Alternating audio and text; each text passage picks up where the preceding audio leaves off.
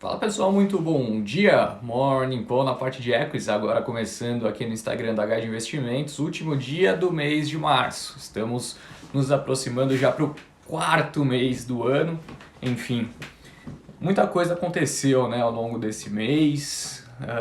De fato foi um mês super movimentado e sem nenhum indicativo de que isso vai se alterar em abril, né? Então 2020 talvez tenha sido, né, um mês mais difícil, um ano mais difícil, perdão, mas talvez 2021 também não vai ser fácil, né? Não consigo enxergar um momento onde as coisas vão ficar um pouco mais tranquilas. Mas, de toda forma, it is what it is, né? Vamos continuar seguindo aqui, não tem muito para onde fugir, pelo menos ontem uma sessão de ganhos, né? Para o pessoal que tá com dinheiro em bolsa, acredito que ontem foi um dia legal. Um bom dia, muita gente mandando aqui bom dia para mim, eu não respondi, né? Tava falando já de um monte de coisa aqui, então bom dia para vocês também, Solange, Caiuga, muito bom dia, Sueli, o Matheus Gatti já tá desesperado com o resultado de Cogna, que saiu agora pela manhã, EBITDA negativaço, né? Eu não consegui olhar, eu bati o olho nos números, mas não vi o resultado ainda, tá? Saiu faz talvez 20, 30 minutos atrás, talvez 30, 40, vai.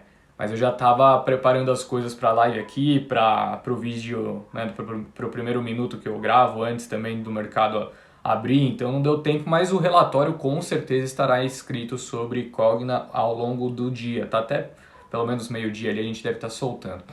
Bom, vamos lá. Só lembrando, pessoal, que bom, hoje é o último dia do mês, logo amanhã a gente vai ter divulgação das nossas carteiras, né? E amanhã à noite tem a live Quero um Guia. E eu acho que serei eu, tá? Eu acho que a pessoa que vai fazer a live será de fato eu e o intuito da live já vai ser comentar as nossas escolhas para esse mês de abril. Então amanhã a live Quero um Guia super especial, tá? A partir das 19 horas, 19 horas do dia 1º de abril, né? Que não é a mentira, quinta-feira a gente vai começar falando sobre as nossas carteiras. Manda um oi para Erechim, você tem fãs por lá agora. Um oi então para Erechim, grande abraço aí pro pessoal de Erechim. Vamos lá, ontem a bolsa subiu 1.431 pontos, 116.850, né, que acabou fechando. Foi uma sessão positiva, né, na contramão dos Estados Unidos, não sei se vocês se recordam, mas lá fora as bolsas, todas elas fecharam em quedas, né, e foi um dia muito positivo, principalmente para as empresas small caps, né, o índice small subiu 3% na sessão ontem.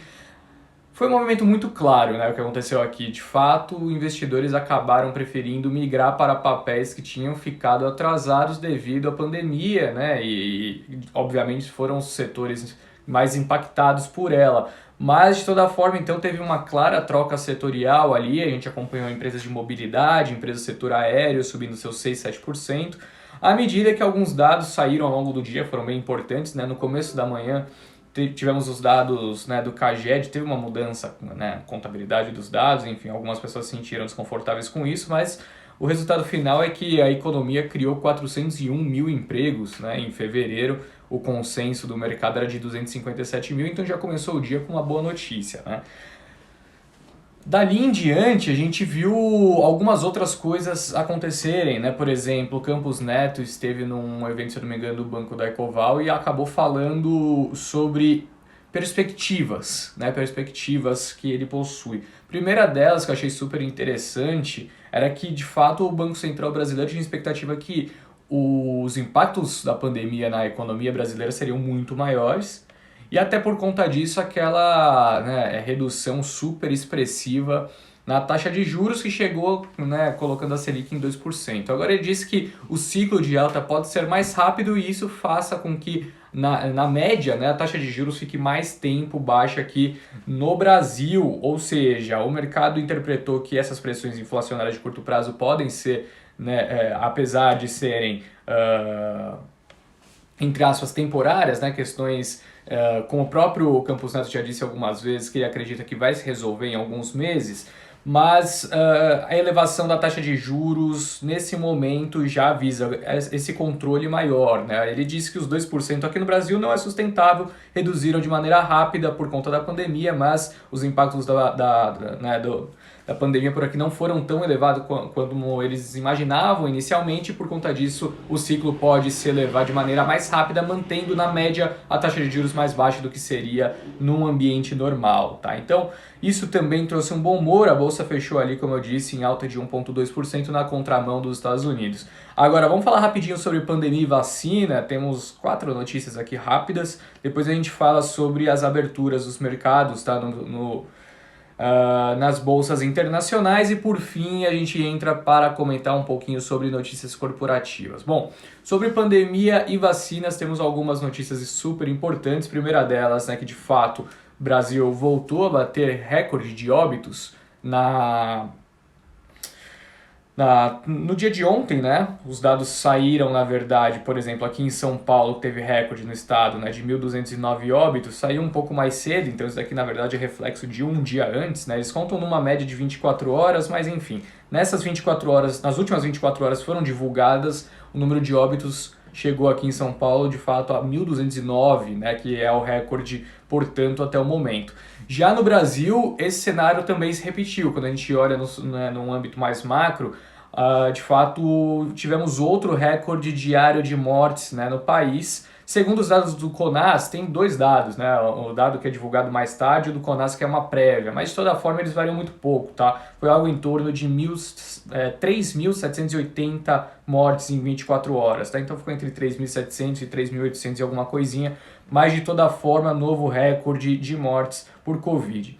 Bom, apesar desse cenário, né, nesse primeiro momento ser bastante deteriorado, temos algumas notícias positivas em andamento. A primeira delas é que o Bruno Covas, prefeito de São Paulo, disse, né, que já tem relatos que a antecipação dos feriados tem, de fato, trazido resultados, né, ou seja, tem feito o isolamento aumentar, o que a perspectiva é que daqui a algumas semanas esses números comecem a reduzir, portanto, na capital.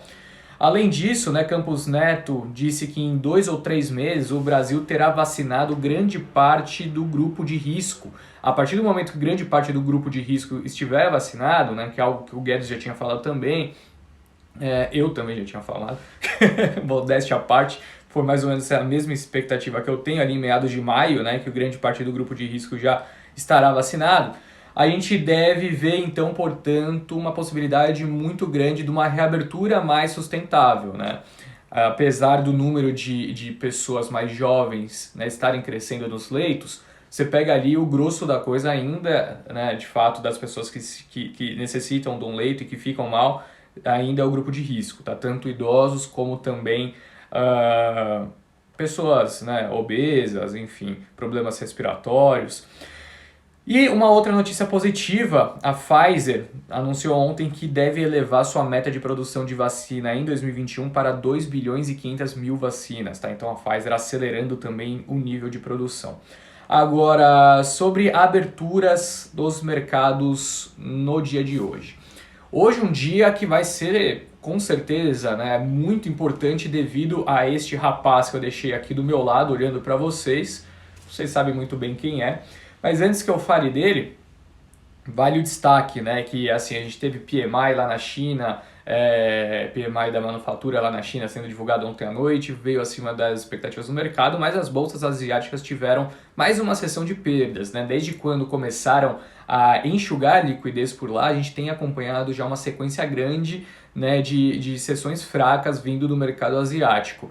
Esse mau humor decorre um pouquinho para as bolsas europeias nessa manhã, a gente vê também bolsas na Europa em queda, mas nos Estados Unidos o movimento um pouquinho mais diferente. Vou até bater o olho aqui para passar, né, atualizadíssimo para vocês, mas nada se alterou desde a última vez que eu olhei, tá? De fato, ali a gente tem Dow Jones nesse momento perdendo algo em torno de 0,1, mas a Nasdaq subindo 0,6, tá? E o S&P subindo 0,15 mais ou menos.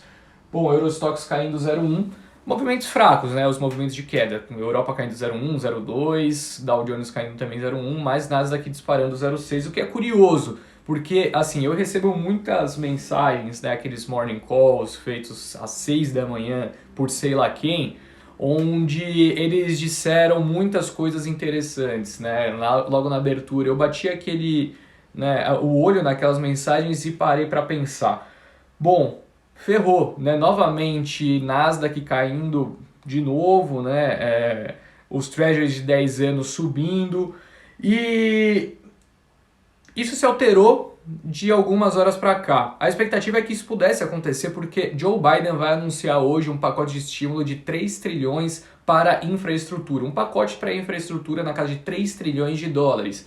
Multiplica isso por praticamente 6, né, que é o dólar a 5,50. Vocês vão facilitar a conta, multiplicar por 6, um pacote de 18 trilhões de reais. É um pacote que a gente não consegue nem mensurar, né? O que significa 18 trilhões de reais? O que dá para comprar com 18 trilhões de reais? Tudo? Será? Nada? Eu não consigo interpretar esse número, para ser sincero. Mas, claro que teremos algumas contrapartidas, né? E dentre elas, a elevação de impostos para empresas, né? Que deve subir ali de 20%, 21% para 28%. Movimento oposto, né? Do que aqueles tech cuts que tinham sido realizados pelo presidente Donald Trump. E também pesando um pouquinho sobre investimentos estrangeiros, né? Ele vai elevar a tarifação e vai esclarecer tudo isso ao longo do dia.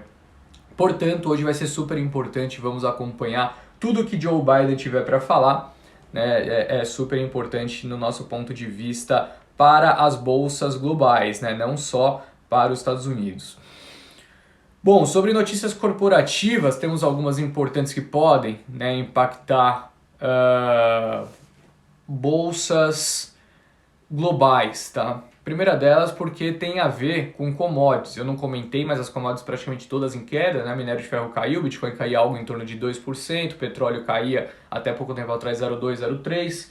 Mas uma notícia positiva, afinal os sauditas querem que a OPEP mantenha cortes de oferta até junho, tá? Então tem, se eu não me engano, uma reunião hoje também da OPEP, né? Ou amanhã. E nessa reunião, portanto, há uma expectativa que podem levar um pouquinho a produção, mas de toda forma a expectativa, né, da Arábia Saudita é de que os cortes sejam mantidos pelo menos até junho, o que sustentaria o preço da commodity ainda mais. Estou falando de petróleo. Qual que é a principal empresa aqui do país? Petrobras. Eu tinha dito já há algum tempo que a nossa expectativa era que não fazia sentido trocar o presidente da empresa se não fosse para mexer de alguma forma na política de preços, né? Não fazia sentido esse movimento. E, bom, parece, né, de acordo com o que o Estado de São Paulo divulgou nessa manhã, que assim será. Silvio Luna mexerá com o preço dos combustíveis na Petrobras, segundo o Estado de São Paulo.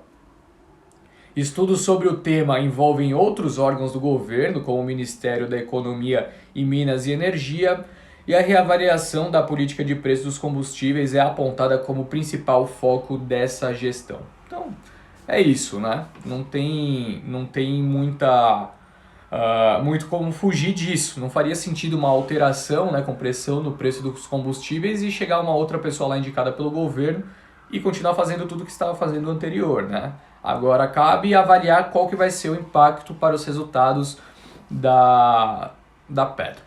Bom, outra notícia importante tinha saído, né, na sexta-feira e foi reafirmada ontem. A Localweb já tem negociações avançadas com 10 empresas e 42 outras sob análise, né? Então, o chefe, né, o CFO ali, Chief of Financial Officer, ele disse que esse ano vai continuar sendo um ano muito forte para M&As. Eles não, né, fizeram um follow-on à toa, levantaram, se não me engano, 2 bi, né, algo em torno disso. À toa, as aquisições vão continuar e pelo número de aquisições que estão sob análise, né, dá para imaginar que são empresas não tão grandes assim. Ontem à noite o Banco Central finalmente autorizou, né, o WhatsApp a aceitar pagamentos, então a gente vai conseguir em breve realizar esses pagamentos, e claro que é uma notícia positiva para a Cielo, que está esperando quase há um ano, né, essa notícia.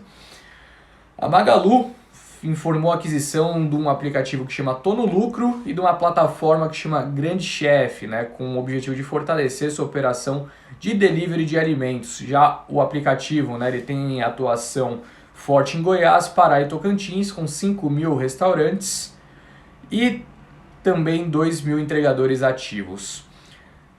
Pessoal perguntando de Oi, né? Oi, como o Carlos disse, Matheus, entra lá no nosso no nosso site, o Guia Financeiro, e pesquisa lá Oi, você vai ver que ontem à tarde a gente soltou um relatório sobre Oi com, né, uma recomendação de fato de compra. Temos um viés positivo para os próximos passos da companhia.